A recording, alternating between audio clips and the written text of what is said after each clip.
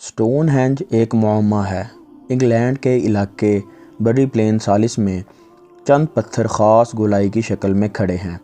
آرکیالوجسٹ کے مطابق ان کی قدامت 5000 برس کے لگ بھگ ہے۔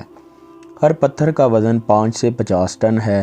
ان پتھروں کو اٹھا کر یہاں لانا اتنا بڑا کارنامہ تو ہے، لیکن اس سے بڑا کارنامہ ان کو اس ترتیب سے کھڑا کرنا ہے کہ ان میں ہر ایک کے درمیان 1 انچ کے 1000ویں حصے کا بھی فرق نہیں۔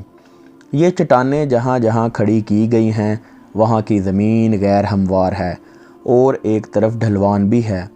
اتنی بڑی چٹانوں کو اس کاریگری سے لگانا کہ ذرا بھی بے ترتیبی باقی نہ رہے، اس بات کی نشاندہی کرتا ہے کہ یہ کام جن لوگوں نے کیا ہے وہ اس دور کی کسی خاص ٹیکنالوجی سے واقف تھے۔ سطح مرتفع پتھر کے پراسرار بھاری بھرکم دائرے سٹون ہینج دنیا کی ایک پراسرار جگہ ہے جو وائٹ ٹائر سالیبری کے میدانوں میں شمالی جانب واقع ہے۔ یہ علاقہ برطانیہ کے جنوب مغربی حصے میں آتا ہے۔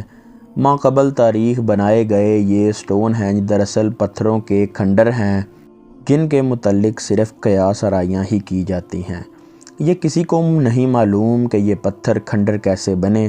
اگر یہ کوئی مکمل عمارت تھی تو اس کو کس نے بنایا اور کیوں بنایا، اور اسی مقام پر بنانے کی ضرورت کیا تھی؟ کہیں ایسا تو نہیں کہ اس مقام کی کوئی اہمیت رہی ہو جو آج کی دنیا کے لوگوں سے پوشیدہ ہے؟ سٹون ہینج دراصل بڑے بڑے پتھر ہیں جو اس علاقے میں بے ترتیب پڑے ہوئے ہیں۔ موجودہ زمانے کے ماہرین نے اس کے متعلق صرف اتنا کہا ہے کہ یہ کوئی گہری ساخت ہے جس سے قبل مسیح کے لوگ فائدہ اٹھایا کرتے تھے۔ ممکن ہے یہ موسموں کو پہچاننے یا وقت کو معلوم کرنے کی فلکیاتی گھڑی یا فلکیاتی معلومات حاصل کرنے سے متعلق کوئی ساخت تھی، یعنی سورج گرہن یا اعتدالین کے بارے میں یہ تفصیلات فراہم کرتا تھا۔ سٹون ہینج کے متعلق یہ کہنا مشکل ہے کہ کیا اس کو بنانے والے کاشتکار تھے یا صرف شکار پر اپنا گزر بسر کیا کرتے تھے، لیکن جن لوگوں نے بھی ان کو بنایا تھا ان کو ہم اپنے دور کا آئنسٹائن کہہ سکتے ہیں، کیونکہ ان پتھروں میں کئی راز پوشیدہ ہیں۔ بعض ماہرین نے اس کو رومن قوم کی تعمیر قرار دیا۔ ایک نظریہ 19ویں صدی عیسوی میں یہ پیش ہوا کہ برطانیہ میں ڈریوڈز افراد رہا کرتے تھے۔ یہ اس وقت کی بات ہے جب کہ روم نے برطانیہ کو ابھی فتح نہیں کیا تھا۔ بہت ممکن ہے کہ ان ڈریوڈز نے اس عجیب و غریب ساخت کو مذہبی عبادات کی ادائیگی کے لیے بنایا ہو۔ ان پتھروں کو دیکھ کر اچنبھا ہوتا ہے کیونکہ اس دور کے مجسمہ سازوں کی صلاحیت اس قدر نہیں ہو سکتی جس قدر آج کے مجسمہ سازوں کی ہے۔ اس لیے ہم کہہ سکتے ہیں کہ ان قدیم مجسمہ سازوں نے ان پتھروں کو بڑی خوبصورتی سے تراشا ہے۔ یہ پتھر اس قدر بڑے ہیں کہ ہم آج کے اس جدید دور میں بھی ان کی ایک مقام سے دوسرے مقام کو منتقلی کے بارے میں آسانی سے فیصلہ نہیں کر سکتے، کیونکہ ان کا وزن بہت زیادہ ہے۔ اس دور کے انسانوں نے ان پتھروں کو زائد از 220 کلومیٹر دور سے منتقل کیا اور ان مستطیل پتھروں کو ایک دوسرے پر رکھا، جو آج کے دور میں بھی ایک چیلنج ہے، کیونکہ ان کے راستے میں دریا اور سمندر بھی پڑتے تھے۔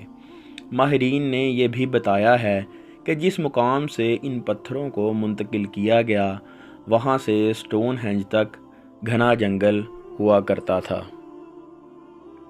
اس پراسرار عجوبے کو دیکھ کر اندازہ ہوتا ہے کہ معماروں کی کئی نسلیں کئی 100 برسوں تک اس عجوبے کو تیار کرتی رہی ہوں گی، ورنہ وسائل سے عاری اس زمانے میں تیز رفتار کام کا تصور بھی نہیں کیا جا سکتا تھا۔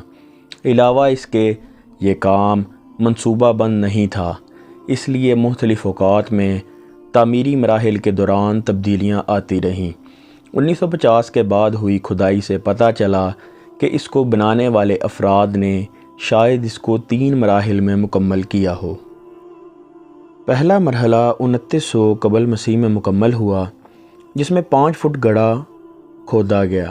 اور نکلنے والی مٹی سے اس بنائی جانے والی ساخت کے اطراف ایک اونچی 320 فٹ قطر رکھنے والی دیوار بنائی گئی۔ دوسرے مرحلے میں اس میدان کے درمیان میں لکڑی سے بنے ہوئے ستون بنائے گئے۔ یہ مرحلہ 2500 قبل مسیح میں مکمل ہوا، لیکن تیسرا اور آخری مرحلہ 1600 قبل مسیح میں مکمل ہوا، جس میں دوسرے مرحلے کے لکڑی کے ستونوں کو اکھاڑ کر پھینک دیا گیا اور 60 کی تعداد میں مختلف اقسام کے پتھر جمائے گئے۔ ان پتھروں کو بلو سٹون کہا جاتا ہے، جو دو ہلالی اشکال میں ایک دوسرے کے مقابل رکھے گئے۔ پہلے مرحلے کی دائرہوی مٹی کی دیوار کو مرکز مان کر تیسرے مرحلے میں دائرہوی انداز میں پتھروں کے بڑے بڑے بلاکس کو زمین پر جمایا گیا۔ ان پتھروں کی تعداد 30 تھی۔ ان کو سارسن کہا جاتا ہے، اس لیے اس دائری حلقے کو سارسن سرکل بھی کہا جاتا ہے۔ یہ پتھر دراصل سینڈ سٹونز ہیں، جو تقریباً 40 کلومیٹر دور سے لائے گئے تھے، لیکن اب ان پتھروں کی تعداد صرف 17 رہ گئی ہے۔ ان میں سے صرف کچھ ہی اصل حالت میں باقی ہیں۔ اس دائرہوی ساخت کے اندر ویلز لائے ہوئے 60 عدد نیلے رنگ کے پتھر رکھے ہوئے ہیں، جن کا وزن 4 ٹن سے زیادہ ہے۔